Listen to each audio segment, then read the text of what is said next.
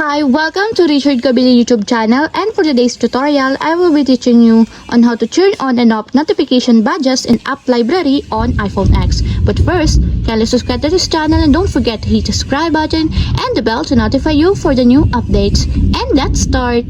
Using your iPhone X from your home screen, first go to Settings. Then in the settings, scroll down and find the home screen, then tap.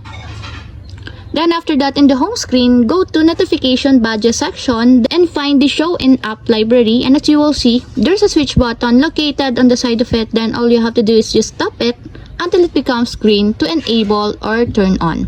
And if you want to disable or turn off, just click again the switch button.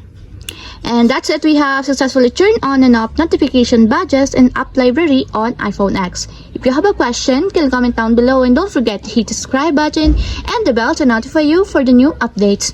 And thank you for watching!